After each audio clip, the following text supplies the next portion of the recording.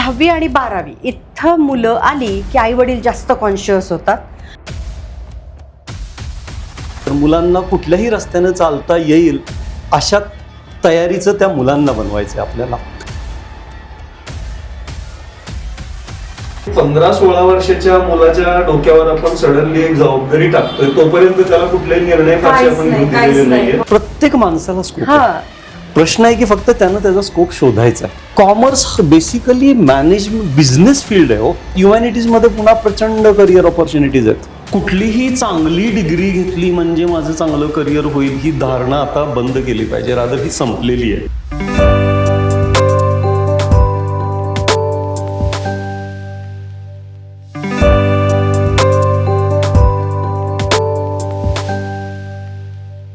नमस्कार, स्मिताज इन्साइट्समध्ये तुमचं सहर्ष स्वागत करीत आहोत. 10वी-12वीचे रिझल्ट लागलेत आणि यानंतर प्रत्येक पालकापुढे, प्रत्येक विद्यार्थ्यापुढे एकच प्रश्न असतो, पुढे काय करायचं, कोणती शाखा निवडायची आणि करिअर काय करायचं. त्यासाठीच तर मग आपल्याकडे आज अविनाश देशमुख आलेले आहेत, करिअर काउन्सिलर अविनाश देशमुख. नमस्कार सर. नमस्कार. इतकी मस्त वाटतेय ना आजची भेट तुमची माझ्याशी, कारण ह्याच्या आधी जितक्या वेळेस भेटलोय त्यावेळेस एक असा करिअर काउन्सिलर म्हणून त्या एका फ्रेममध्ये पाहत आले मी, पण आज असं मित्र म्हणून बघताना खूप छान वाटतंय. Thank you so much. काय ना की माझ्याकडे आता 11वी-12वी आहेच आणि 10वीचे रिझल्ट लागणार, म्हणजे लागतायत आत्ता, आणि 12वीचा लागलाय आणि इतकं गोंधळ आहे मुलांच्या मनामध्ये. म्हणून असं वाटलं की आज तुमचं माझ्याकडे येणं हा दुग्ध शर्करा योग आहे असं मला कुठेतरी खूप वाटतंय. आणि मला सुद्धा खूप छान वाटतंय. आणि महत्वाचं म्हणजे माझ्या डोक्यात एवढे क्वेश्चन्स असतात ना. काय होतं की आम्ही समुपदेशक नसतो. आमचं ज्ञान जे आहे ते विद्यार्थ्यांना धडा शिकवण्यापुरतं किंवा फार तर फार त्याच्या आयुष्यात थोडं थोडं काही झालं तर ती जी मुलं येऊन सांगतात तेवढंच असतं. पण तुम्ही म्हणजे स्पेसिफिक तो अभ्यास, मी सगळं बोल्ड नेट वगैरे सगळं अभ्यासलं, त्याची कलर थेरपी पाहिली, वाव खूप छान वाटलं. आणि म्हणून हा संवाद मला खूप आज म्हणजे काहीतरी मायने आहे माझ्या मुलांसाठी म्हणून. तर मला ना सगळ्यात पहिला प्रश्न हा पडलेला आहे की 10वी आणि 12वी इथं मुलं आली की आई वडील जास्त कॉन्शियस होतात आणि ती मुलांवरती आपला निर्णय किंवा आपल्या गोष्टी लादू पाहतात. म्हणजे तू काय व्हायला हवं हे आई वडील विचार करतात. आणि आपण अगदी शेंबडे असतात ना मुलं, तेव्हा विचारतात तुला काय व्हायचं. आणि मोठे झाले की तू काय व्हायचं. हा फरक सर मला नेहमी जाणवतो. म्हणजे तुमचं काय अनुभव आहे या बाबतीतला? ओके, फर्स्ट ऑफ ऑल तर मला इथं तुम्ही बोलवलंय, एवढ्या आग्रहाने आणि अगदी हक्काच्या नात्याने बोलवलं त्याबद्दल खूप छान वाटतंय मला. आणि माझंही सौभाग्य आहे की या विषयात बोलायला आपल्याला थोडा वेळ मिळालेला आहे. हो. सो तुमच्या प्रश्नाचं उत्तर खरं तर थोडं मी असं म्हणेन की आत्ता ना मला ह्याच्यात थोडेसे सेगमेंटेशन दिसत आहेत. अच्छा. एक म्हणजे हल्लीचं जे पालक आहेत, आपण ज्याला आपलं जनरेशन म्हणूया, आता आपली मुलं 10वी-12वीच्या पुढे गेलेली आहेत, काही लोकांची ग्रॅज्युएशन झालेली आहेत, डायरेक्टली फोर्स करत नाहीत की तू हेच केलं पाहिजे. जसं आपल्या आईवडिलांनी किंवा आपल्या आईवडिलांच्या जनरेशनमध्ये बऱ्यापैकी तू हे कर, असं कर, असं व्हायचं बऱ्यापैकी, किंवा आर्ट, सायन्स, कॉमर्स असं एक ठरलेल्या गोष्टी असायच्या. आत्ताचं generation may be directly force करत नाहीये. कुठं कुठं मात्र मला थोडंसं जाणवतं की इनडायरेक्टली इन्फ्लुएन्स करायचा प्रयत्न करतात. आणि तो अप्रत्यक्ष अप्रत्यक्ष दबावच असतो तो. फक्त तो म्हणतात ना, शिकल्यामुळे जरा इंटेलिजंट दबाव टाकलेला असतो. म्हणजे म्हणायचं नाही हे कर, पण तू हे केलं पाहिजे हे सुचवलं जातं. हे केलं पाहिजे किंवा हे केलं तरच कसं चांगलं असतं, याला काय अर्थ आहे का, असं जरा थोडंसं होतं. आणि दुसरा एक मला थोडासा क्लास जाणवतो तो म्हणजे नाही, आमचं काहीही म्हणणं नाहीये, आमचं पूर्ण स्वातंत्र्य आहे आमच्या मुलाला, पण त्यानं जे काही करायचं ते मात्र त्याने एक्सलंट केलं पाहिजे, त्याच्यात मात्र तो टॉपला गेला पाहिजे. हे फार कॉमन जाणवतं शहरांमध्ये सुद्धा आजकाल. आणि मला इथं सुद्धा थोडासा धोका जाणवतो. खरंय, कारण की एकतर मुळात जे काही करायचं ते त्यानं ठरवायचंय. म्हणजे एक 15-16 वर्षाच्या मुलाच्या डोक्यावर आपण सडनली एक जबाबदारी टाकतोय, तोपर्यंत त्याला कुठलेही निर्णय फारसे आपण घेऊ दिलेले नाहीये. ऑलरेडी त्याच्यासमोर चॉईसचं इतकं मोठं भांडार आहे की कन्फ्युजन होणं नॅचरल आहे. बरोबर. आणि अशा वेळेस आपण त्याला म्हणतोय तुझा तू निर्णय घे, जे काही घेशील त्याला तू जबाबदार आहेस, आमचं काही म्हणणं नाहीये, पण जे काही ठरवशील ना तू त्यात टॉपला जा. आता मुलं नॅचरली मग असा विचार करतात की त्यांच्यावर प्रेशर येतं की माझा निर्णय अचूक झाला पाहिजे. एक म्हणजे प्रेशरचे पॉइंट वाढायला लागतात. आणि मग तो निर्णय अचूक झाला पाहिजे या चक्करमध्ये ते निर्णयच घेत नाहीत. हो बर. आणि मग कन्फ्युजनची स्टेज तिथून सुरू होते, वाढत राहते, लांबत राहते, आणि आजचा निर्णय उद्यावर टाकूया अशी एक सवय लागते. मग आता कुठेतरी ऍडमिशन घेऊया, मग पुढचं बघूया. म्हणजे पुढच्या ओढ्यात ढकललं जातं. मग मी ग्रॅज्युएशन आता हे करतो, मग पुढे बघेन. म्हणजे अमुक एखादी फॅकल्टीमध्ये ग्रॅज्युएशनला ऍडमिशन घ्यायचं, पण त्याच्यातच करिअर करायचंय की नाही हे क्लिअर नाहीये, किंवा रादर हे ठरवलेलं नाहीये. सो अशा कन्फ्युजन स्टेज मधून ही सगळी मुलं जात आहेत. सो मला वाटतंय पालकांनी आता थोडासा स्टान्स बदलला पाहिजे की आमचं काही फोर्स नाहीये, पण तुला जो काही निर्णय घ्यायचा आहे तो निर्णय घेण्यामध्ये आम्ही तुझ्या बरोबर आहोत, आम्ही तुझ्या पाठीशी आहोत, आणि आपण मिळून हा निर्णय घेऊया. कारण आपण कधीच त्याला म्हणजे असं सोडलेलं नाहीये, आणि अचानक बोट सोडणं हे त्याच्यासाठी थोडं ट्रॉमा आहे. आणि याच्यात अर्थात पालकांचाही थोडासा प्रॉब्लेम असा होतो की त्यांनाही बऱ्याच गोष्टी माहित नाहीयेत. जर तुम्ही विचार कराल, आजकालचे जे आत्ताचे पालक आहेत जे त्यांच्या 40-50 मध्ये आहेत, ते त्यांच्या वैयक्तिक आयुष्यामध्ये फार गुंतलेले आहेत, कारण त्याशिवाय त्यांचं सर्व्हायव्हल किंवा त्यांचं प्रोग्रेस होत नाहीये. सो त्यांचे प्रोफेशनल प्रेशर्स त्यांच्यावर भरपूर असतात, आणि त्याच वेळेस इकडं मार्केटमध्ये प्रचंड मोठ्या प्रमाणामध्ये अपॉर्च्युनिटीज वाढलेल्या आहेत. तो ह्या सगळ्यांची अद्ययावत माहिती ठेवणं त्यांना शक्य होत नाही. सो थोडंसं तिथून सुद्धा तो एक अलिप्तपणा येतो की अरे मला खरंच काही कळत नाहीये, त्यामुळे आमचं काही म्हणणं नाही, तू तुझा निर्णय घे. पण असं जेव्हा आई वडील म्हणतात हे खरं आहे, कारण की बाहेरचं जे जग आहे ना ते सगळं त्यांच्यापर्यंत नाही पोहोचत. जे मुलाने शोधून काढलंय ते सुद्धा त्यांच्यापर्यंत नाहीये. मग असा गोंधळ जास्त होऊ शकतो ना की तू जे क्षेत्र निवडणार आहेस ते तर आम्हाला काहीच माहिती नाहीये. मग अशा वेळेस काय करायला पाहिजे? पण मग खरं फ्रँकली स्पीकिंग, निर्णय घेण्यासाठी ज्या लेवलची माहिती लागते त्या लेवलची माहिती खरं तर घेता येते. सुदैवाने आजकाल अनेक प्रकारची माहिती, अनेक प्रकारचे सल्ले बऱ्यापैकी इझिली मिळतात लोकांना. पण मी म्हणेन गरज पडली तर प्रोफेशनलचा सल्ला घ्यावा, कारण कुठल्याही प्रकारचा ज्यावेळेस आपल्याला गरज पडते आपण अन्य सगळ्या गोष्टींसाठी प्रोफेशनल सल्ला घेतो. अगदी एखादा आजार झाला तर डॉक्टरकडे सहजपणे जातो, राईट? किंवा आपल्याला चांगले कपडे शिवायचे असले तर आपण चांगला टेलर बघतो.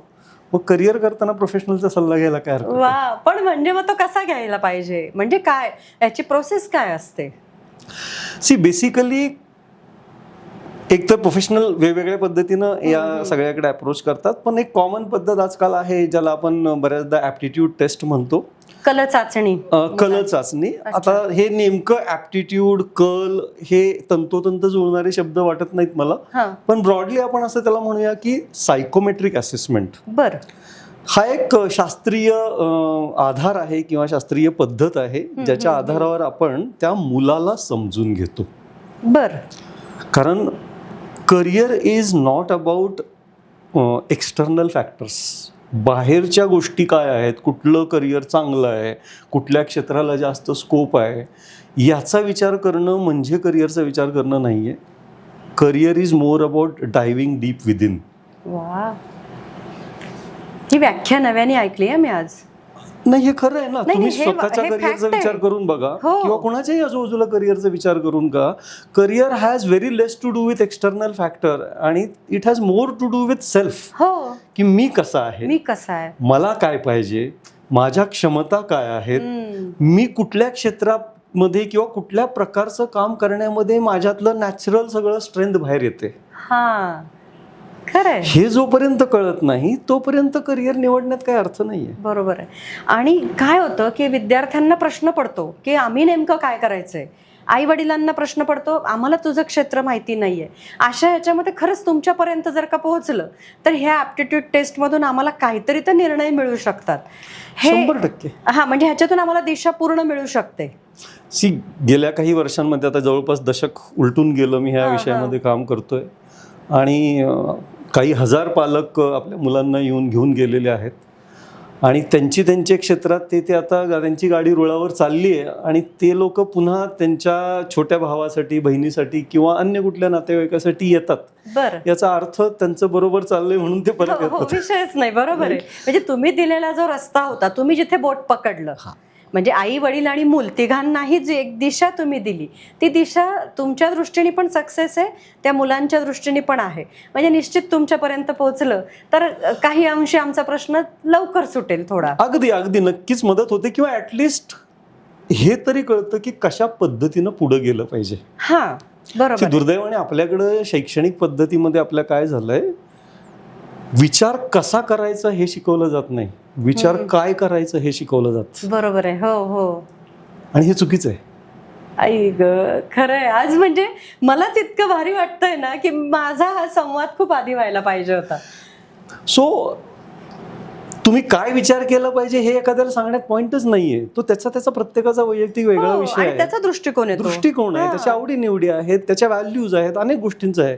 पण विचार करणं, थिंकिंग कसं करायचं हेच मुळात मुलांना कळत नाही. बरोबर. त्यामुळे जर आपण त्यांना म्हटलं ना तुझं तू ठरव, म्हणजे नेमकं काय करायचं?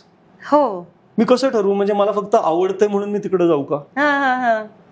पण मग त्याला, माझ्या एका मित्राला आवडत होतं, तू तिकडे गेला पण तू तिथं आता स्ट्रगल करतोय. सो कन्फ्युजन वाढतंय ना त्याचं. बरोबर आहे.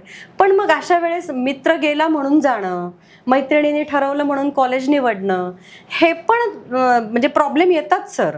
म्हणजे माझ्याकडे येणारे मुलं आहेत ना, हा 1001% हा प्रॉब्लेम असतो. तू का ही शाखा निवडली? मॅडम माझा मित्र म्हटलं म्हणून. बरं, तू हेच कॉलेज का निवडलंस? तर ती मैत्रीण म्हटली आपण इकडे जाऊ म्हणून. म्हणजे हे पण असतं सर. आहे, बऱ्यापैकी आहे. सांगायला पाहिजे नेमकं त्यांना मी. बऱ्यापैकी आहे हे. यात काही म्हणजे हे नाकारण्यात अर्थ नाहीये. ग्रामीण भागात हे जरा जास्त जाणवतं, कारण पुन्हा तिथं थोडंसं एकमेकाला धरून राहणं, एकमेकाबरोबर राहणं हे असतंच. त्याला अनेक कारणं आहेत. पण मला वाटतं विद्यार्थी मित्रांनी एक लक्षात घेतलं पाहिजे या बाबतीमध्ये की संपूर्ण शैक्षणिक रचना जी आपली आहे ना, ती मास एज्युकेशन सिस्टीम आहे. आपण लहानपणापासून ते अगदी कॉलेजमध्ये डिग्री आपली अगदी PhD पर्यंत म्हटलं तरी हरकत नाही काही प्रमाणात, पण PG पर्यंत तर नक्कीच आपण ग्रुपमध्ये एज्युकेशन घेतो. हो, पण करिअर ग्रुपमध्ये नाही करत. ती ग्रुप सायकोलॉजी असली तरी ग्रुपमध्ये करिअर नाही. बरोबर आहे. करिअर एकट्यालाच करावं लागतं. आणि करिअरची जर्नी किंवा करिअरचा ज्याला आपण प्रवास म्हणूया, तो शिक्षण संपल्यानंतर सुरू होत नाही. हो, तो आधीच सुरू झालेला असतो. आणि त्यामुळं मुलांनी ॲटलिस्ट 11वी-12वीच्या दरम्यान तरी या दिशेनं विचार करायला सुरुवात केली पाहिजे की आता केवळ ग्रुपच्या मेंटॅलिटीनं पुढं जायचं नाहीये. मला नेमकं काय पाहिजे, माझ्या क्षमता काय आहेत, मला कुठल्या क्षेत्रात किंवा कुठल्या प्रकारचं काम करताना सगळ्यात जास्त आनंद मिळतोय, सगळ्यात जास्त समाधान वाटतं आणि ते करत असताना मला असा कधी थकवा खूप जाणवत नाही, अशा गोष्टी शोधायला सुरुवात केली पाहिजे. आणि ते शोधताना जे क्षेत्र सापडेल त्याच्यात मित्रमैत्रिणी असतील तर उत्तम, नसतील तर नवीन होतील. असं पण आपण प्राथमिक मधून माध्यमिकला येतो, काही मित्र सुटतात, सर्कल बदललं तरी चालेल, पण आनंद पाहिजे त्या सर्कलमध्ये, तुला समाधान मिळालं पाहिजे ते शिकताना. आणि खूपदा काय होतं माहिती का की हे समाधान, हे आनंदाचे क्षण त्याच्या आयुष्यात येतच नाहीत, कारण साईड चुकते. नाही, मग भरकट नव्हतं ते, किंवा कधी फरफटत नेलं जातं स्वतःला, आणि स्वतःलाच खेचून आणणं की मला हे करणं भाग आहे. तर इथे पण मला एक प्रश्न नेहमी मुलांकडनं येतो की नेमकी आम्ही शाखा काय निवडली पाहिजे. आता तुम्ही मला परत सांगाल की ज्याच्यात त्याला आनंद आहे, पण हो सर, ते नाही समजत मुलांना. मग पुन्हा ॲप्टिट्यूड टेस्ट आली, ह्या दोन्ही गोष्टी परत आपल्याकडे आल्या, तरीही समजा शाखा निवड करायचीच. थोडंसं मी ह्याच्यात फंडामेंटल विचार करेन. आणि जो आत्ता खरं आपल्या नवीन एज्युकेशन पॉलिसी जी आहे NEP नुसार याला थोडंसं याच्याकडे लक्ष दिलं गेलेलं आहे. पण जे अगदी ब्रिटिशकालीन पासून किंवा जगभरात अन्य काही देशांमध्ये सुद्धा ही जी एक ढोबळ मानाने आर्ट, सायन्स, कॉमर्स अशा प्रकारची जी रचना केली गेलेली आहे ना, ही रचनाच मुळात अननॅचरल आहे. खरंय. प्रत्यक्ष ज्यावेळेला तो नोकरी करायला जातो बाजारामध्ये कुठल्याही कंपनीमध्ये, ती कंपनी वेगवेगळ्या प्रकारच्या फॅकल्टीजचं नॉलेज एकत्र करून काम करत असते. बरं, मे बी एखादी कंपनी सपोज फार्मास्युटिकल कंपनी आहे, ती सायन्स मधली पण आहे, बरोबर, हो ती कॉमर्स मधली पण आहे, हो, ती मार्केटिंग पर्यंत जाते. मार्केटिंग बिझनेस सगळा तो इट्स एन इंडस्ट्री, पण बेस्ड ऑन सायन्स. हो आणि ऍट द सेम टाइम त्याचं जे काही पॅकेजिंग मार्केटिंग करण्यामध्ये जी कलात्मकता असते, तिथं आर्टिस्टिक अप्रोच किंवा पीपल मॅनेजमेंट मध्ये पुन्हा ह्युमॅनिटीज आलं. हो सो मल्टी डिसिप्लिनरी आहे हे सगळं. त्यामुळं मुळात हे थोडं अननॅचरल आहे. लकीली आत्ताच्या मुलांना इथून पुढं ते आर्ट, सायन्स, कॉमर्स असं निवडावं लागणार नाहीये. आता सब्जेक्ट बेसिस झालेला आहे. त्यामुळं मुलांनी 10वी पासूनच असा विचार करू नये, सब्जेक्ट वाईज त्यांच्या आवडीच्या विषयाचा विचार करावा. ते विषय मल्टीडिसिप्लिनरी असू शकतात. बरोबर. पुन्हा मला अमुक एक विषय आवडतोय म्हणून मी केवळ तेवढाच शिकला पाहिजे असंही नाहीये. बरोबर. त्याला अनुसरून जे जे लागणार आहे ते विषय घ्यावे लागतील. मग ते त्यातला एखादा विषय कॉमर्स मधला असेल, बरोबर, सायन्स शिकत असताना, एखादा विषय ह्युमॅनिटीज मधला असेल, खरंय, सो ते शिकावं लागणार आहे. लकीली मुलांना आता इथून पुढे एज्युकेशन सिस्टीम मध्ये एवढं हार्डलाईन डिफरन्सिएशन किंवा ज्याला आपण वॉटर टाईट कंपार्टमेंट आहेत तसं नसणार आहेत. त्यामुळे हा प्रश्न एवढा इथून पुढे जाणवणार नाही. पण प्रश्न असा येईल की सप्लिमेंटरी कुठले सब्जेक्ट्स आणि कसे आहेत, आणि ते बऱ्यापैकी आता इथून पुढे जे जे ते मेजर आणि मायनरची जी कन्सेप्ट आहे त्या कन्सेप्टमुळे हा प्रश्न सुटेल. जसं की तुम्ही आत्ता म्हणालात की हे 2-1 वर्षानंतर होणार आहे, पण आत्ता सुद्धा सर 10वी-12वी झालेल्या मुलांना करिअर म्हणजे आता जसं की पुन्हा स्कोप कशामध्ये आहे, आणि मी तुमच्या रीलमध्ये ऐकलंय की स्कोप करिअरचा नसतो. मला हे परत सांगा तुम्ही की म्हणजे नेमकं तुम्हाला काय म्हणायचंय? बेसिकली करिअर निवडताना हा टिपिकल प्रश्न विचारला, सर कुठल्या करिअरला स्कोप आहे, कुठलं आजकाल मार्केटमध्ये इन आहे. आपल्याकडे ट्रेंड्स चालतात, यु नो, काही वर्षांपूर्वी इंजिनिअरिंगचा ट्रेंड सुरू झाला, मग MBA चा ट्रेंड सुरू झाला, CA आता हे कॉमन व्हायला लागलं सर. राईट. सो मुळात मी पालकांना म्हणतो की करिअरला स्कोप नसतो, माणसाला स्कोप असतो. खरंय. चांगला डॉक्टर असतो किंवा एखादा नॉट सो चांगला डॉक्टर असतो, बरोबर, चांगला इंजिनियर असू शकतो, वाईट इंजिनियर असू शकतो, राईट. सो करिअर हे फील्ड आहे, त्यामुळे तुम्ही त्याच्यामध्ये किती चांगलं करणार आहे त्याला महत्व आहे. त्याच्यावर डिपेंड करेल की ते तुमच्यासाठी सुटेबल आहे की नाही. आणि पुन्हा आवड. करेक्ट. आवड, क्षमता. हो, क्षमता. नुसती आवड असून पण उपयोग नाही. हा एक मला वाटतं हा मुद्दा तुमच्या या पॉडकास्टच्या निमित्ताने मला पालकांपर्यंत आणून द्यायचा आहे. आणि तो म्हणजे सरसकट आजकाल मोठमोठ्या करिअर सेमिनार्समध्ये किंवा करिअर गायडन्स वर्कशॉप्स असतात किंवा अन्य जे जे काही एकूणच व्यवसाय मार्गदर्शन, करिअर मार्गदर्शन या विषयामध्ये तुमच्या आवडीच्या क्षेत्रात जा असं म्हटलं जातं. आता तिथं त्यांना अभिप्रेत असं असतं की तुम्हाला ज्या क्षेत्रामध्ये चांगलं जमेल, चांगलं यशस्वी होता येईल, त्याच्यासाठी आवश्यक असणाऱ्या क्षमता सगळ्या आहेत की नाहीत हे बघून जा. पण मुळात मेसेज काय जातो की मला कुठल्या विषयात इंटरेस्ट आहे, तुला जे आवडतं ते कर. दुर्दैवाने आमच्या मुलांची इंटरेस्ट दर 6 महिन्याला बदलतात. हो, छंद, आवड आणि छंद यातला फरक नाही कळलेला. छंद जोपासता येतो आयुष्यभर आणि आवड बदलत राहते. करेक्ट. माझ्याकडे अशी अनेक मुलं येतात इंजिनिअरिंगच्या 2ऱ्या-3ऱ्या वर्षाला आल्यानंतर आता इंजिनिअरिंग करावं असं वाटत नाहीये, सोडून द्यायचंय, फ्रस्ट्रेट झाले, डिप्रेशनमध्ये जायला लागलेले आहेत, अशी कंडिशन आहेत. वर्षभरापूर्वीपर्यंत आवड वेगळी होती, आता आवड बदललेली आहे. त्यामुळं मी मुलांना आणि पालकांना असं सांगतो की फक्त आवड नाही, आवड इम्पॉर्टंट आहे नक्की, पण आवडीबरोबर क्षमता, तुम्हाला ते येतंय का त्यातलं काही करता. कारण बऱ्याचदा काय होतं की मला एखादी गोष्ट आवडते म्हणून मी ती करायला सुरुवात करतो, माझ्याबरोबर अजून 4 मुलं करत असतात, आणि ती करताना असं माझ्या लक्षात येतं की मला ती तेवढी चांगली जमत नाहीये, पण माझ्या मित्रांना माझ्यापेक्षा चांगलं जमतंय. आणि मी प्रयत्न करूनही मला फारसं जमत नाही. हळूहळू माझी आवड कमी व्हायला लागते त्याच्यातून, आणि फ्रस्ट्रेशन मला काही येत नाही. एक्झॅक्टली. सो त्यामुळे आपल्याला आवडीबरोबर आपल्या क्षमता काय आहेत या पहिले तपासल्या पाहिजे, हे सुद्धा बघितलं पाहिजे. बरोबर आहे की मला येतं काय चांगलं. कारण जी गोष्ट आपल्याला चांगली येते त्याच्यात आवड नसेल तरी आवड निर्माण होते, संपादन करता येईल, राईट. बरोबर. पण जी गोष्ट आपल्याला येत नाही त्याच्यामध्ये आवडीच्या जोरावर आपण खूप पुढे जाऊ शकत नाही, कारण तिथं दररोज उठून काम करावं लागतं. मी परीक्षेला अनुभव घेतलाय सर. बोर्डाच्या पेपरमध्ये काय होतं की एखादा निबंध पटकन मुलं ठरवतात घाई की हा येतोय, आणि अर्ध पान झाल्यावर त्याला कळतं नाही येते. म्हणजे सेम परत की त्याला पहिले जे वाटतं तेच कंटिन्यू वाटेल असं नाहीये. सो बेसिकली याच्यात माझं म्हणणं आहे की क्षमता ज्यावेळेस आपण म्हणतो, पुन्हा क्षमतेला ढोबळमानाने कसं ओळखायचं किंवा क्षमता म्हणजे नेमकं काय, हा प्रश्न पडू शकतो. सो ॲबिलिटीज ज्याला आपण म्हणतो ना, त्या ॲबिलिटीज मध्ये खास करून करिअरच्या बाबतीत, अर्थात एक मेजर लाईफ सक्सेसमध्ये अनेक गोष्टी गृहीत असतात किंवा कन्सिडर कराव्या लागतात, पण करिअर सिलेक्शनच्या बाबतीमध्ये मी असं म्हणेन की पर्सनॅलिटी, व्यक्तिमत्व कसं आहे. वेन वी से व्यक्तिमत्व, तर व्यक्तिमत्वातले अनेक पैलू आहेत. स्वभाव, अच्छा, ओके, सो माझी चिकाटी कशी आहे, माझी जिद्द कशी आहे, माझी संवाद कौशल्य कसं आहे. फॉर एक्झाम्पल, मी अंतर्मुख व्यक्ती आहे का बहिर्मुख व्यक्ती आहे. माझी लोकस ऑफ कंट्रोल ज्याला आपण म्हणतो की स्वतःच्या अवतीभोवती किंवा स्वतःच्या डोक्यामध्ये किंवा आजूबाजूला घडणाऱ्या घटनांवर माझं नियंत्रण किती आहे याची माझी जाणीव. बरोबर, अशा काही गोष्टी व्यक्तिमत्वातल्या आहेत. टीमवर्क सारखी गोष्ट आहे.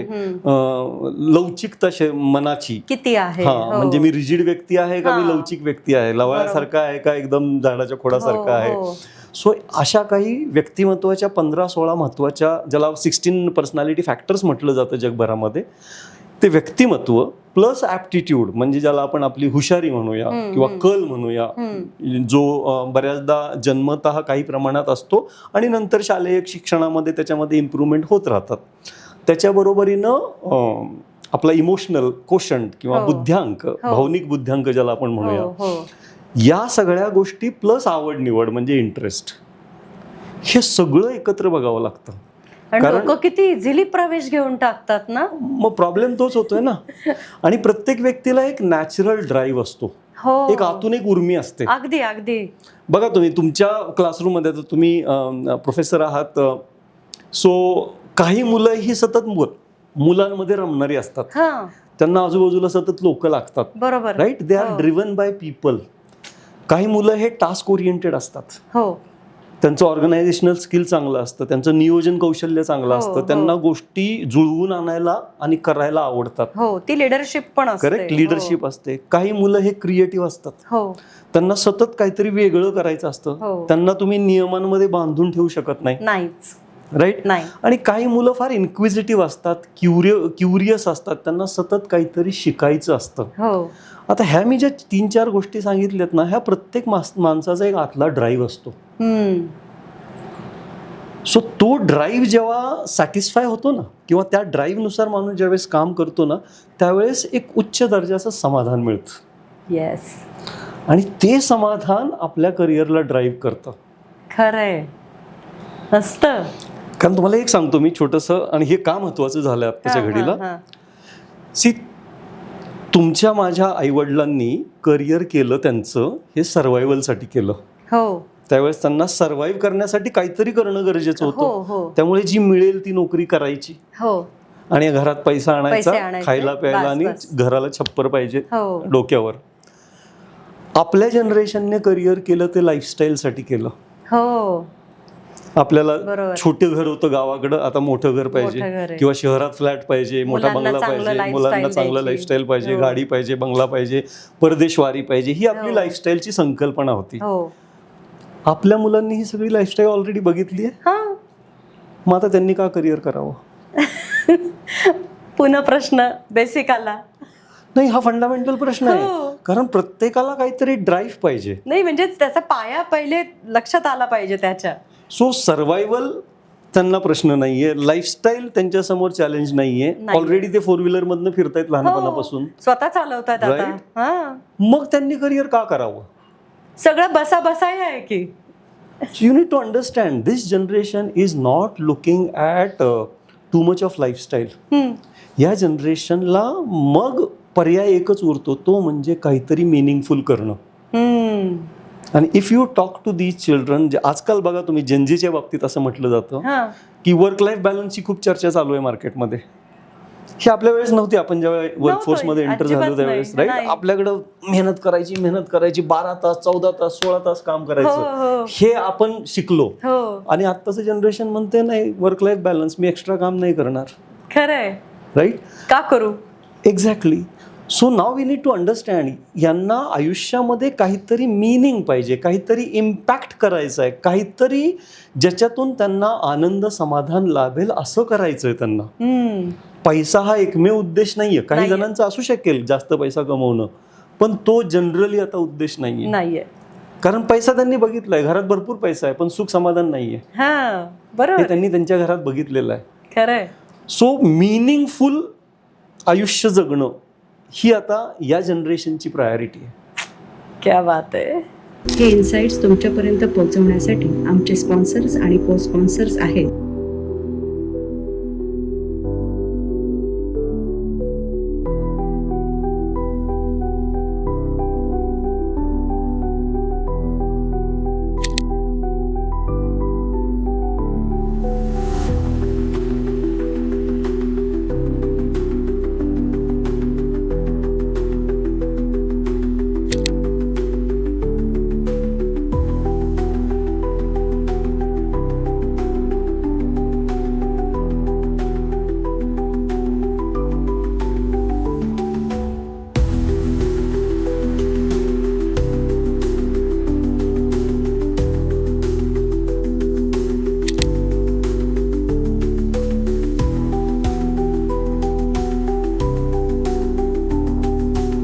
इलेक्ट्रॉनिक्स इंजिनियर, 4 वर्षाचा कोर्स कंप्लीट केला.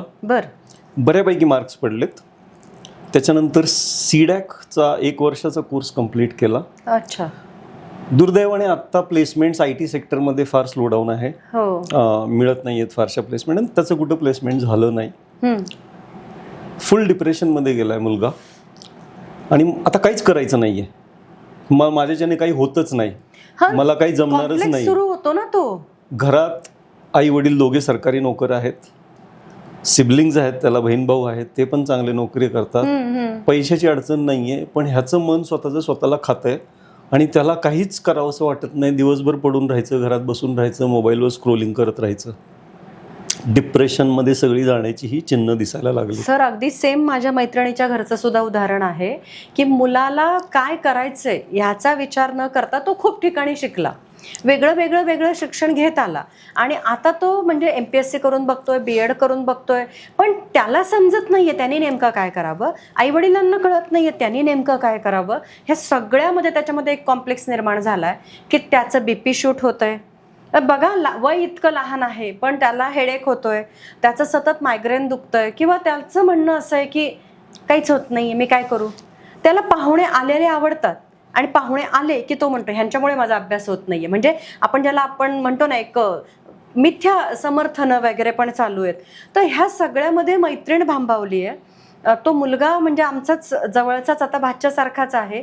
म्हणजे शेवटी असं झालंय की बाबा तुम्ही खूप श्रीमंत आहेत ना, एक काम करा, ह्याच्यातून बाहेर काढण्यासाठी काहीतरी टाकून द्या. सर, हे काहीतरी टाकून द्या म्हणजे किराणा दुकान, पेट्रोल पंप, ह्या गोष्टी इतक्या इझी नाही आहेत. पुन्हा पैसा खूप आहे पण त्याची दिशा चुकतीये. सर, ह्यासाठी काय करायला पाहिजे?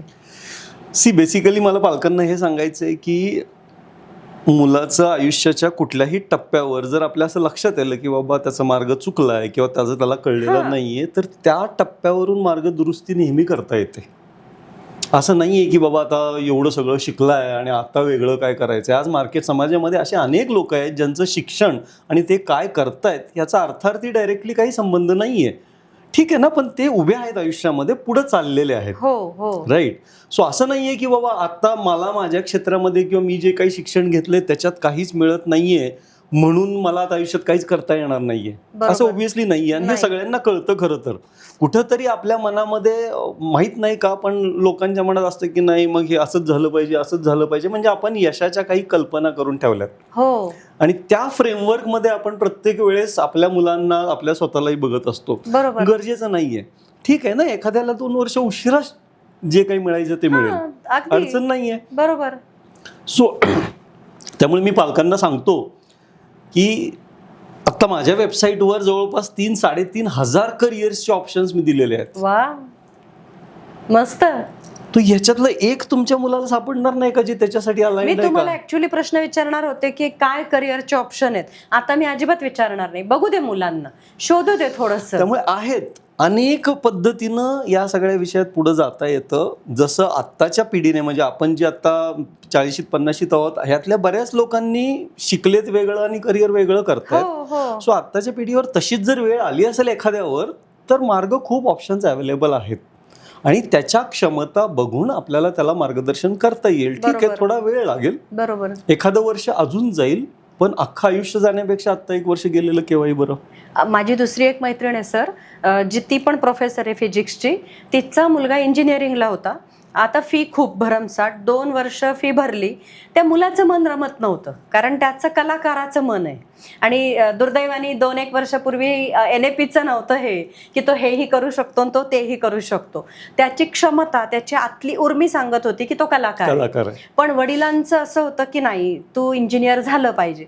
मी खोटं नाही सांगत सर, माझ्या मैत्रिणीने तो टॉपिक इतका भारी हँडल केला आणि तिने टर्न केलं मिस्टरांना, दोघंही प्रोफेसर आहेत, टर्न केलं. तो मुलगा 2 वर्ष इंजिनिअरिंग नंतर मागे आणला, त्याच्या आवडी आणि क्षमतेनुसार JD टाकला. तो मुलगा आत्ता नोकरी करतोय. भले आत्ता पैसे कमी असतील, भले प्रोफेशन इतरांच्या दृष्टीचं नाहीये, पण त्याची क्षमता परिपूर्ण वापरतोय. त्याच्या मंडला जर आर्ट बघितलं तर अप्रतिम करतोय. म्हणजे तुम्ही जे आत्ता म्हणालात ना की आई वडिलांनी एक हट्ट नको धरायला आणि मुलाने पण समजून घेतलं पाहिजे की जे मिडवे करेक्शन असतं ते करता आलं पाहिजे. नाही, अगदी सहजपणे करता येतं. मी अनेक तरुणांचं म्हणजे ज्यांचं एज्युकेशन पूर्ण झालेलं आहे, गेल्या काही वर्षांमध्ये मी अनेक अशा तरुणींचं मिडवे करेक्शन सुचवलेलं आहे की त्यांना आता एज्युकेशन झाल्या सडनली एकदम व्हॅक्यूम आला की काय करावं कळत नाहीये, म्हणजे मी केलंय हे पण मला त्याच्यात काय करायचं नाहीये. सो अशा ह्याच्यातही करेक्शन करता येतं. सो त्याच्यामध्ये काय अगदी एवढं डिस्टर्ब होऊन जायची काही गरज नाहीये. म्हणजे हे 3,500 हे सगळे नवीन ऑप्शन आहेत, भरपूर ऑप्शन्स आहेत. तरी 1-2 सांगा मला जरा, मला एखाद्या विद्यार्थ्याने विचारलं तर मला बरं पडेल. नाही, बऱ्याचदा आपल्याला सायन्स, फॉर एक्झाम्पल सायन्स मधले आपल्याला सायन्स म्हटलं की PCM-B असाच विचार 11वी-12वीला आपण करतो आणि मग मेडिकलला जायचं का इंजिनिअरिंगला जायचं, हे 2च पर्याय आपल्या डोळ्यासमोर बऱ्याचदा असतात. पण बऱ्याचदा पालकांना किंवा मुलांना फिजिकल सायन्सेस म्हणून एक खूप मोठी फॅकल्टी आहे ज्याच्यामध्ये करिअर करता येतं, ज्याला आपण ॲस्ट्रॉनॉमी म्हणू शकतो, मिट्रिओलॉजी म्हणू शकतो, फिजिक्स म्हणू शकतो, फॉरेन्सिक सायन्सेस म्हणू शकतो. अशा अनेक त्याच्यामध्ये फिजिकल सायन्सेसमध्ये केमिस्ट्री, फ्लेवर केमिस्ट्री असे विषय आहेत ज्याला मार्केटमध्ये खूप गरज आहे आता. किंवा लाईफ सायन्सेस हा एक खूप मोठा फील्ड आहे. हेल्थ म्हणजे मेडिकल हा फक्त डॉक्टरच्या अँगलने आपण विचार करतो, पण हेल्थ अँड फिटनेस हा एक खूप मोठा फील्ड आहे.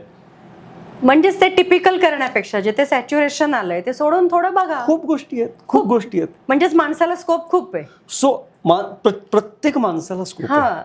प्रश्न आहे की फक्त त्यानं त्याचा स्कोप शोधायचा आहे. बरोबर आहे. आणि मग असंच कॉमर्समध्ये CS आणि CA इथे अडकून पडलेल्यांसाठी बापरे, कॉमर्स तर हा विषय एवढा मोठा आहे. See, commerce is not about, म्हणून मी तुम्हाला म्हटलं ना, ते जे सेगमेंटेशन झालंय ना ते फार वेगळ्या माइंडसेटने केलं गेलेलं असेल कदाचित त्यावेळेस. आता ते फारसं लागू नाहीये. Commerce basically management business field आहे. आणि ते खूप मोठं आज सगळं जग कॅपिटल, ज्याला आपण कॅपिटल ओरिएंटेड किंवा कॅपिटलिस्ट म्हणतो, हे सगळं बिझनेस ड्रिव्हन आहे. बरोबर आहे. आणि कॉमर्स फील्ड मधनं तुमची सुरुवात होते बिझनेस मध्ये यायला. म्हणजे ते बाळकडूच आहे एक प्रकारे तुमच्या. त्यामुळे कॉमर्स फील्ड मध्ये CA तर फक्त अकाउंटिंग, ऑडिटिंग, फायनान्शियलशी रिलेटेड काही गोष्टी आहेत. पण बिझनेसमध्ये, कुठल्याही बिझनेसमध्ये जसे 8 मेजर डिपार्टमेंट असतात.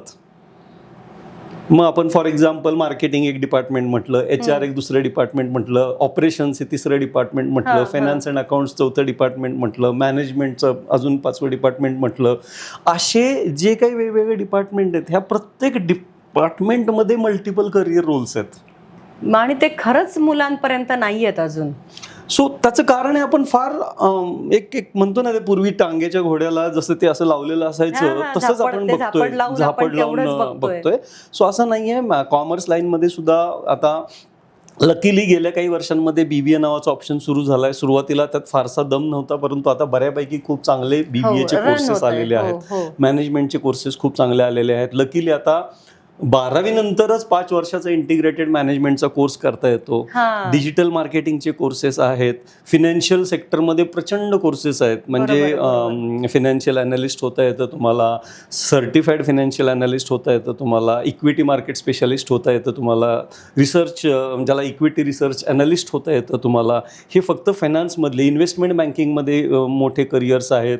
बँकिंग सेक्टरमध्ये, प्रायव्हेट बँकिंग सेक्टरमध्ये खूप मोठे ऑप्शन्स मिळतात. म्हणजे तुम्ही नॉर्मल BBA करून बँकिंग अँड फायनान्सच डिग्री घेतली पाहिजे अशातलाही असं भाग पण नाहीये. नाही. असेल तर चांगली गोष्ट आहे. पण बँकिंग सेक्टरमध्ये रिलेशनशिप मॅनेजर म्हणून, पोर्टफोलिओ मॅनेजर म्हणून, इन्व्हेस्टमेंट बँकर म्हणून, वेल्थ मॅनेजर म्हणून असे अनेक तुम्हाला ऑप्शन्स मिळतात. बरोबर आहे. प्रश्न आहे की तुम्ही त्या पद्धतीनं स्वतःला घडवताय का. हो. या निमित्ताने मला अजून एक सांगायचं आहे की कुठलीही चांगली डिग्री घेतली म्हणजे माझं चांगलं करिअर होईल ही धारणा आता बंद केली पाहिजे. रादर ही संपलेली आहे. पालकांनी आणि मुलांनी सुद्धा कितीही चांगल्यातल्या चांगल्या इन्स्टिट्यूटमधून तुम्ही डिग्री घ्या, your degree is no more a guarantee of any job. एक कागद येतो तुमच्याकडे फक्त. आत्ता इंडस्ट्री तुमच्याकडं डिग्री काय आहे याच्यापेक्षा तुम्हाला येतं काय एवढंच बघते. स्किलला महत्व आलंय. स्किलला तुमच्याकडे महत्त्व काय आलेलं आहे. स्किल आहे त्याच्यावरती तुमची पुढची वाटचाल आहे सगळी. राईट. पण तरी सुद्धा 10वी-12वीला मार्क कमी पडले की असं सगळीकडे बोललं जातं की दरवाजे बंद झाले, आता यशाचे दरवाजे बंद. हे असलं मिथ का आहे आपल्या अवतीभोवती, असं का बोललं जातंय? म्हणजे नेमकं त्या मुलांनी किती डिप्रेशन घ्यायचं की आता अरे बापरे मला टक्के कमी पडले. एका बाजूला सर आर्ट्सकडे जाणारी जी मुलं आहेत, मी असं संशोधन छोटं केलंय की त्यांना 35% पास झाले की ते बोर्ड लावतात फ्लेक्सला, पास झालं. म्हणजे जिंदा दिली आहे त्यांच्याकडे, जगण्याचा एक दृष्टिकोन असतो. आणि बाकी मुलं लगेच अशी नाराज होऊन जातात. खरंच असं दरवाजे असतात यशाचे?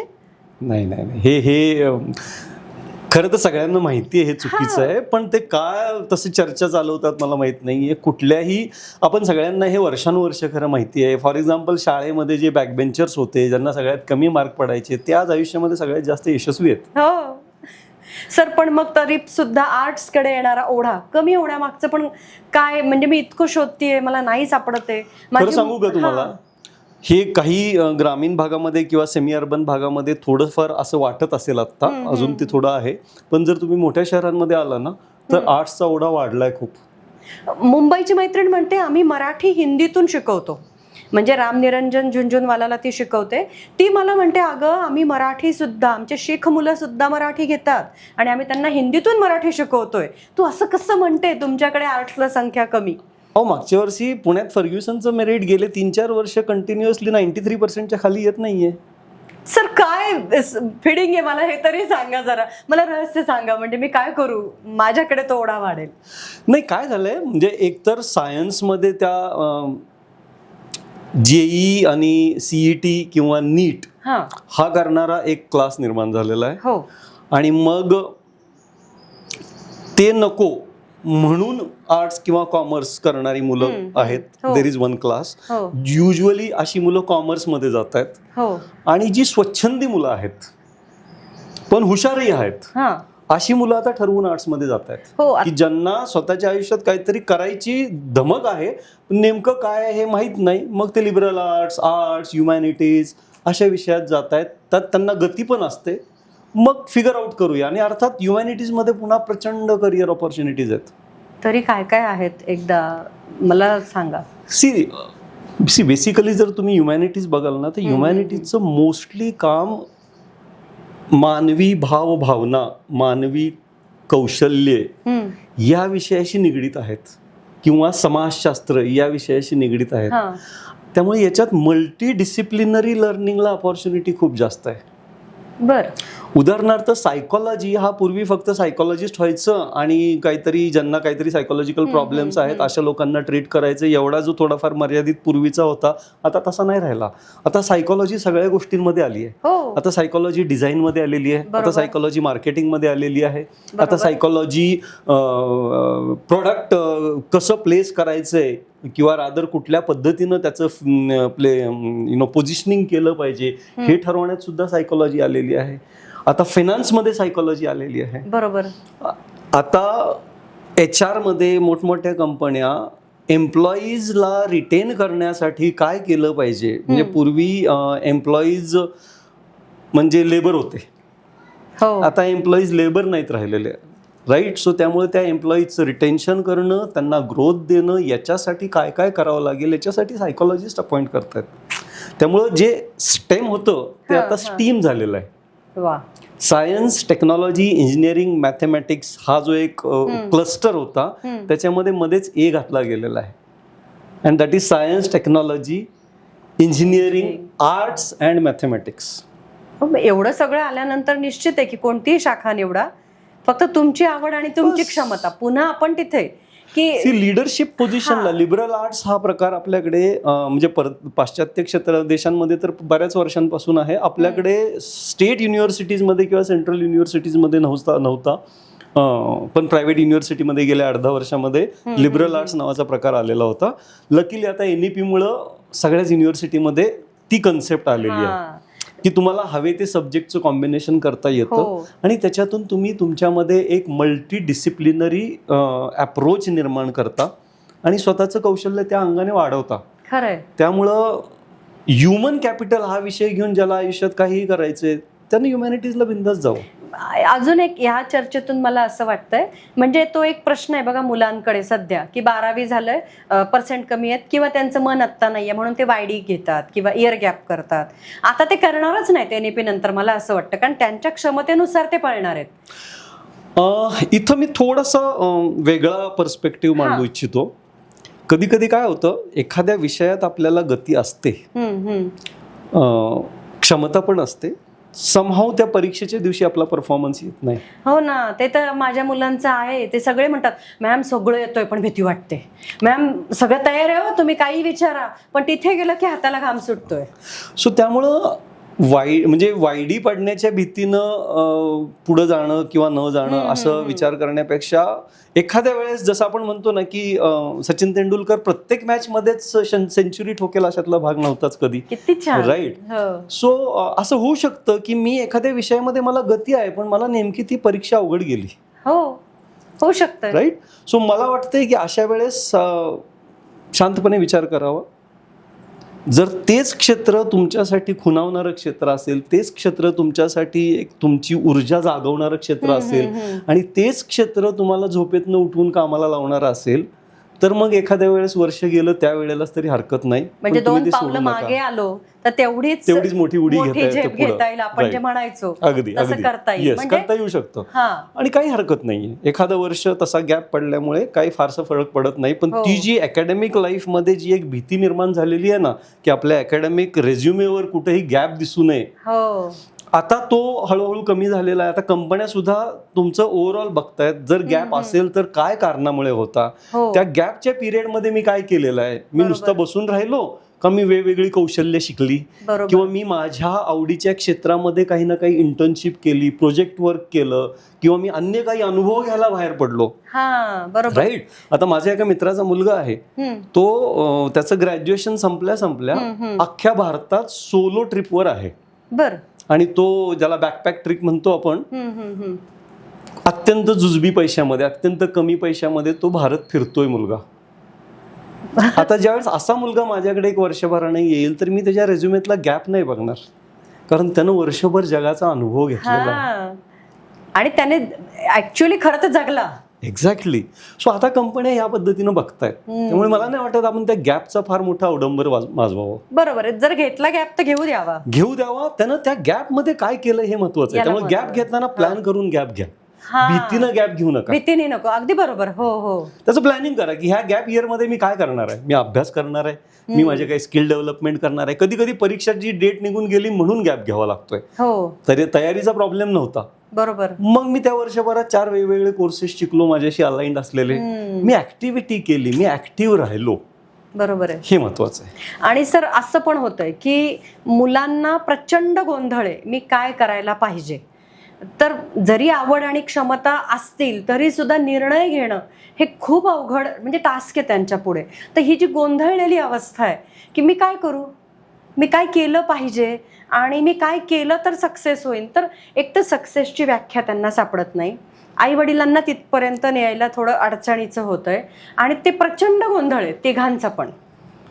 तो गोंधळ कसा कमी करता येईल? मी मगाशी म्हटलं तसं सगळ्याच मुलांना हा प्रश्न पडेलच असं नाहीये. माझ्या माहितीमध्ये जेव्हा मी अनेक मुलांचं असेसमेंट करतो त्यावेळेस काही मुलांमध्ये निर्णय घेण्याची क्षमता असते आणि काही मुलांमध्ये नसते. पण तुमच्या प्रश्नाचं उत्तर द्यायचं झालं तर मी असं म्हणेन की आपल्याकडं बऱ्यापैकी आपल्या कल्चरमध्ये एक गुरुची कन्सेप्ट आहे, राईट? की ज्यावेळेस आपल्याला दिशा सापडत नाहीये, ज्यावेळेस आपल्याला स्पष्ट होत नाही की आपल्याला काय जायचं, तर आपण कोणाला तरी विचारतो. साधं लॉजिक आहे, राईट? आजकाल आपण गुगल मॅपला विचारतो, राईट? सो अशा वेळेस विचारायला पाहिजे.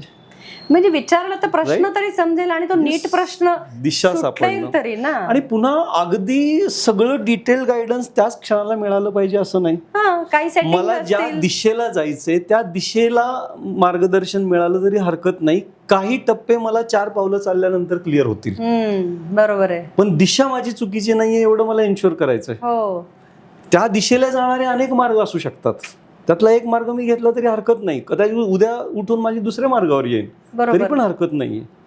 पण ब्रॉड दिशा एकदा जर मिळाली आपल्याला, जी आपल्या ओव्हरऑल व्यक्तिमत्वाशी साजेशी आहे, अलाइंड आहे, तर मग फार काही नेमकेपणाचा विचार करत वेळ घालवणं गरजेचं नाहीये. चालायला लागा, जे समोर दिसतंय ते उचलून चालायला लागा, रस्त्यामध्ये गोष्टी क्लिअर होत जातील. बरोबर. सो अगदी 10वी मध्येच ठरलं पाहिजे का की आयुष्यभराचं करिअर काय करायचंय, फार इम्प्रॅक्टिकल आहे. पण 10वी मध्ये तुमची एक ब्रॉड दिशा ठरू शकते की मी सायंटिफिक ओरिएंटेड पर्सनॅलिटी आहे का, मी बिझनेस माइंडेड पर्सनॅलिटी आहे का, मला सगळं जग एक्सप्लोर करायला आवडतं, मी सायन्समध्ये सुद्धा रमू शकतो, मी कॉमर्समध्ये सुद्धा रमू शकतो, मी आर्ट्समध्ये सुद्धा रमू शकतो, मी कुठल्या प्रकारचं व्यक्तिमत्व आहे हे ब्रॉडली आयडेंटिफाय करा. त्याप्रमाणे तुमच्या आवडीचे विषय घ्या आणि ते विषय घेऊन चालायला लागा. सुदैवाने आत्ताच्या जनरेशनला विषय घेऊन जर ते पुढे गेले तर त्या विषयामध्ये ज्याला आपण म्हणू ना एक्सलन्स निर्माण करायला प्रचंड वाव आहे आणि पैसा सुद्धा प्रचंड आहे. 10 वर्षापूर्वी युट्यूबवर लाखो करोडो कमवतील असं तुम्हाला मला वाटलं होतं? नाही, अजिबात नाही, कधीच नव्हतं वाटलं. खरं ना, बघा ना क्षेत्र कोणतं आलंय. त्यामुळे अपॉर्च्युनिटीज प्रचंड आहेत. बरोबर. चहाचा ब्रँड होईल एखादा असं 10 वर्षापूर्वी मला माहिती नव्हतं, नाहीच. पण गेल्या 10 वर्षामध्ये अनेक चहाचे ब्रँड झालेत. सो पुढच्या 5 वर्षामध्ये सगळं समाज काय दिशा घेणार आहे किंवा काय बदल घडणार आहेत हे आपल्याला माहित नाहीये. आत्ता तुम्ही म्हणालात तसं कालच आमचं सत्कार समारंभ झाला विद्यार्थ्यांचा ना, तर त्याच्यामध्ये एक मुलगी बोलत होती, तिची ओळखच अशी करून दिली आमच्या बेडेकर सरांनी की ही स्वतःचा ब्रँड घेऊन उभी आहे. आणि मी एकदम चमकून पाहिलं की म्हणजे तर ती पेंटिंग करते, ती बॅगवरती पेंटिंग वगैरे करते, त्या पेंटिंगचा तिने ब्रँड तयार केलाय, त्याला ब्रँड म्हणणं बघा म्हणजे तिची विकास किती झालाय, तिचं कौशल्य तिला कळलंय, तिच्या क्षमता तिला कळल्या, तर त्यातून ती ब्रँड कडे चालली आहे. मला फार आनंद वाटला की अरे किती छान. नाही, मग हा जो मुद्दा आहे ना, मी नेहमी आता सांगत असतो सगळ्या पालकांना आणि त्यांच्या मुलांना, किंवा माझ्या जे कॉलेज कॅम्पसेस मी आता बऱ्याचदा MBAच्या मुलांना किंवा सिनियर कॉलेजच्या मुलांना एम्प्लॉयबिलिटी स्किल्सचं ट्रेनिंग देतो. इथून पुढे ना एव्हरी इंडिव्हिज्युअल ज्याला म्हणू ना, प्रत्येक इंडिव्हिज्युअलने स्वतःची एक आयडेंटिटी बिल्ड केली पाहिजे. खरंय. आणि त्या आयडेंटिटीला करिअर आहे, जनरल डिग्रीला करिअर नाहीये. बरोबर. सो मी फायनान्शियल अनालिस्ट आहे चांगला, ही माझी आयडेंटिटी असू शकते. बरोबर आहे. जसं फॉर एक्झाम्पल आपण म्हणतो ना की ज्यावेळेस आपल्याला कुठलंही गोष्ट हवं असतं, तर लग्नात फॉर एक्झाम्पल आपल्याला मेकअप मन किंवा मेकअप वुमन पाहिजे असते, तर आपण शोधतो ना चांगली मेकअप करणारी कोण आहे का, स्पेशलिस्ट शोधतो, राईट? सो अशी आयडेंटिटी निर्माण केली जाते. सो अशी आयडेंटिटी नोकरदारांनी सुद्धा निर्माण करावी लागणार आहे, ज्यांना नोकऱ्या करायच्या त्यांनी सुद्धा. बर, म्हणजे नेमकं काय?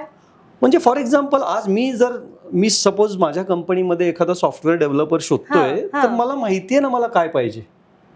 मी मार्केटमध्ये बघतोय की मला कशा प्रकारचा माणूस पाहिजे, तशा प्रकारची आयडेंटिटी असलेली जर माझ्या समोर 4 नावं आली तर माझं काम सोपं होतंय. पटकन मी ते हायर करीन आणि माझं काम अजून भारी करीन. सो ज्यावेळेस आजकालची तरुण पिढी लिंक्डइनवर जातीये, इन्स्टावर जातीये किंवा अन्य कुठल्या समाज माध्यमावर स्वतःला प्रोजेक्ट करायचा प्रयत्न करते, तर रॅन्डमली काहीही करण्यापेक्षा स्वतःची आयडेंटिटी शोधा आणि ती बिल्ड करा.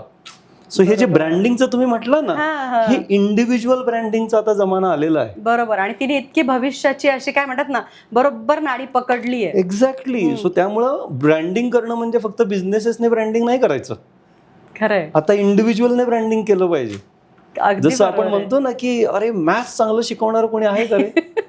खरंय, आपण असं शोधतो ना. राईट. हो. सो अशी आयडेंटिटी आजच्या विद्यार्थ्यांना येणाऱ्या काळात, आणि ते करणं अवघड नाहीये. तुम्ही कन्सिस्टंटली 3 ते 4 वर्ष एखाद्या विषयाला दिली ना, तर तुम्ही त्याची आयडेंटिटी तुमची निर्माण होते आपोआप. बरोबर आहे. तसंच आत्ता काल अजून एका मुलीचा सत्कार करताना ती सायन्समध्ये होती, मग ती आर्ट्समध्ये आली आणि ढोल पथकमध्ये आहे. ढोलमध्ये तिला पुढे जायचंय, रील बनवते वगैरे. तिच्या भाषणामध्ये मला एक खूप छान वाक्य वाटलं की मी एकदम ते करिअर सोडलं, मी हे करिअर निवडलं, बट आई वडील माझ्यासोबत होते म्हणून मी हे करू शकले. पण मी जेवढ्या तुमच्या रील बघितल्यात ना सर, त्याच्यामध्ये मला एक नेहमी जाणवलंय, ओव्हर पेरेंटिंग. म्हणजे हे जाणवलेली समस्या आहे की काल मी अनुभव घेतलेली गोष्ट पण चालू आहे. इथे थोडंसं मला शंका आली की म्हणजे मग मी नेमकं काय म्हणजे सांगायला पाहिजे माझ्या मुलांना. ऍक्च्युली हा प्रॉब्लेम आहे. म्हणजे बऱ्याचदा काही शहरांमध्ये, सेमी शहरांमध्ये ज्याला आपण म्हणूया, आजकाल खरं तर छोट्या शहरांमध्ये सुद्धा, म्हणजे अगदी छोट्या शहरांमध्ये सुद्धा, चिपळूणसारखं शहर असेल, सांगलीसारखं शहर असेल, ओव्हर पेरेंटिंग पण आहे आणि काही ठिकाणी कम्प्लिटली नो पेरेंटिंग आहे. अच्छा. ओके. त्यामुळं तो समाज अर्थात असा आहे ना की त्यांना खाण्यापिण्याची भ्रांत आहे आणि त्यामुळे मुलं शाळेत जात आहेत की नाहीत ह्याची त्यांना पडलेली नसते. सो तिथं पेरेंटिंग सपोर्ट असा काही फारसा नाहीये.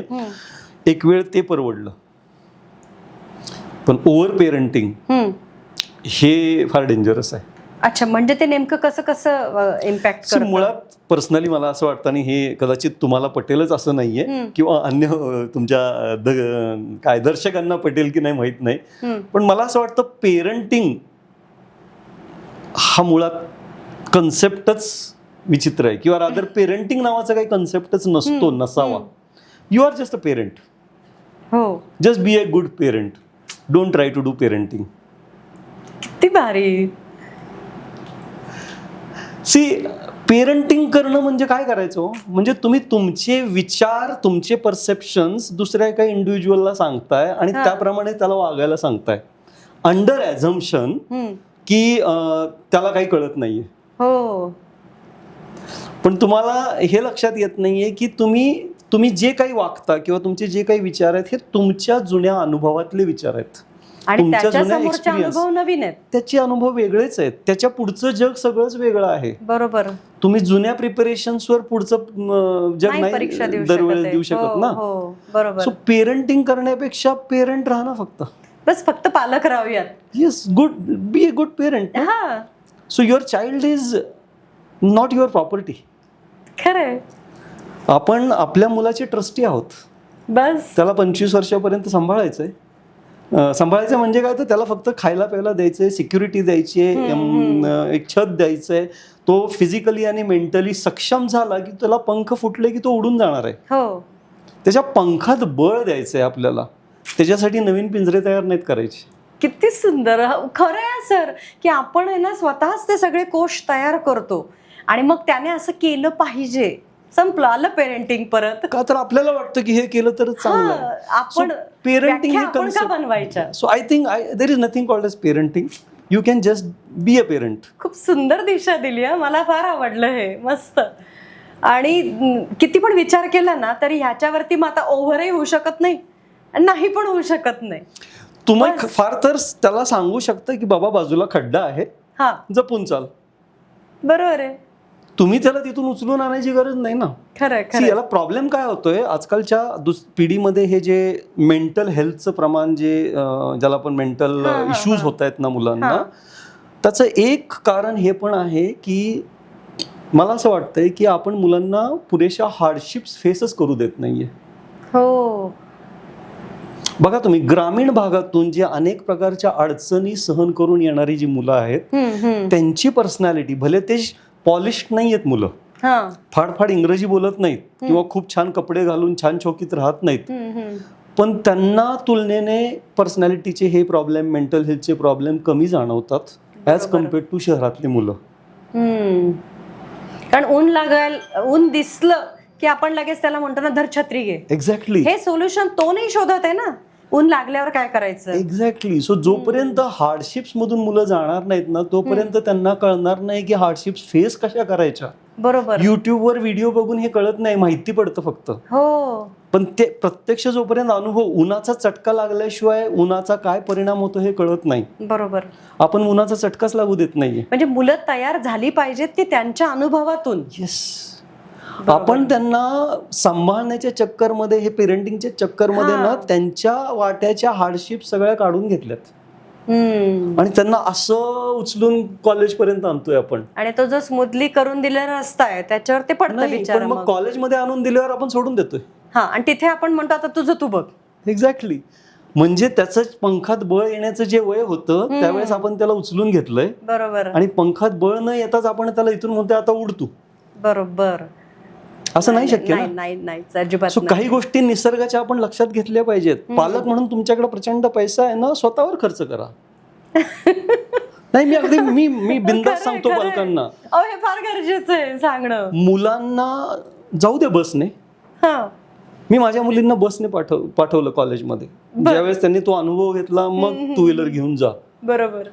पण हे हार्डशिप्स मधून नाही गेले तर त्यांना नाही कळणार गर्दीमध्ये कोण कसं स्पर्श करतं, किंवा कोण काय त्रास देतं, किंवा कशी ती बस रिस्की असते. मग त्यात स्वतःला कसं मॅनेज करायचं, कसं चढायचं, गर्दीतनं उतरायचं, ते तास बसची वाट बघणं म्हणजे पेशन्स कसा असतो, हे सगळं जोपर्यंत अनुभवत नाहीत तोपर्यंत ते होणार नाही. आणि प्रत्येक वेळेस अनुभव नवीन येणार आहे त्यांना. येस. सो आपण त्यांच्या वाट्याचे अनुभव काढून घेतलेले आहेत आणि मग त्यांना आपण अपेक्षित करतोय की त्यांनी चांगलं व्हावं, त्यांनी यशस्वी व्हावं, त्यांनी एक्सलंट व्हावं. एक्सलन्स हा फक्त डिग्रीमधनं नाही येणार आहे ना. नाही अजिबात. त्याचं व्यक्तिमत्व घडूच देत नाही आपण. खरंय. सो माझं पालकांना म्हणणं आहे की तुमच्याकडे जास्त पैसा असेल, तुम्ही स्वतःवर, स्वतःच्या आई वडिलांवर खर्च करा, मुलांवर बेअर मिनिमम खर्च करा. हे पटणार नाही कदाचित लोकांना. नाही, मुलं म्हणतील अरे काय. बरोबर आहे. नाही, मुलांना पण खरं आवडेल, त्यांना अनुभव घ्यायला आवडतो. खूप छान वाटलं सर, खूप मस्त वाटलं आज गप्पा मारून. आणि माझे खूप प्रश्न होते, कारण दररोज मी हे जनरेशन जे आहे ना ते मी फेस करते. माझे प्रॉब्लेम वेगळे, माझं जनरेशनच वेगळं, मला ह्या अडचणीच आल्या नाहीत कधी. आणि आजकाल इतक्या अडचणींमधून जेव्हा मुलं येतात आणि एखाद दोन असे प्रश्न विचारतात ना, त्यावेळेस मी निरुत्तर होते, कारण माझ्याकडे सगळं नॉलेज नाही. पण आता इथून पुढे मला तुमचं बोट मिळालंय, मी नक्की निश्चित माझं मूल असं तुमच्यापर्यंत हँडओव्हर करीन की जेणेकरून तुम्ही त्याला तसंच सांगाल आणि त्याच्यापासून सगळ्या प्रॉब्लेम मधून त्याला दिशा द्याल. Thank you so much sir. Thank you. My pleasure. तुम्ही मला इथं बोलवलं आणि छानशी आपण गप्पा छानशा मारल्या आणि त्याच्यातून जर काही लोकांना मदत झाली, मला खूप आनंद मिळाला. आणि सो करत राहूया. तुम्ही पण हा प्रयत्न चालू ठेवा, आम्ही पण प्रयत्न चालू. Thank you sir. थँक्यू. सो मला वाटतं आपण आता जे काही गेले तासभर गप्पा मारल्या, त्या गप्पांमधून त्याचा एक सारांश म्हणून किंवा याच्यातून या निमित्ताने तुमचे जे काही ऑडियन्स आहेत आपले, या सगळ्यांना मला एक गोष्ट सांगावीशी वाटते. ते म्हणजे मित्रांनो, जग वेगानं बदलतं आहे. पालकांसाठी माझं एवढं म्हणणं आहे की ज्या अनुभवातून आपण सगळे गेलेलो आहोत तेच अनुभव आपल्या मुलांना तसे इथून पुढे मिळणार नाही आहेत, नवीन अनुभव मिळणार आहेत. त्यामुळे मुलांसाठी आपल्याला रस्ता बनवायचा नाही आहे, तर मुलांना कुठल्याही रस्त्यानं चालता येईल अशा तयारीचं त्या मुलांना बनवायचं आहे आपल्याला. सो तशा अर्थाने मुलांना वेगवेगळ्या प्रकारचे अनुभव घेऊ द्या. 10वी-12वी नंतर काय करायचं याचं ढोबळमानाने इंजिनिअरिंगलाच गेलं पाहिजे, आता ते कोचिंग अकॅडमीलाच गेलं पाहिजे, किंवा अमुक एकाच क्षेत्रामध्ये गेलं पाहिजे, हे जे काही प्रेशर अचानक येतं परीक्षा झाल्यानंतर, आता कुठेतरी ॲडमिशन घेतलं पाहिजे, ह्या प्रेशरमध्ये जायची गरज नाही आहे. प्रचंड वेगवेगळ्या प्रकारचे करिअर क्षेत्र आपल्याला सगळ्यांना अवेलेबल आहेत. सो मुलांनी सुद्धा स्वतःच्या कौशल्याकडं लक्ष द्यायचं आहे.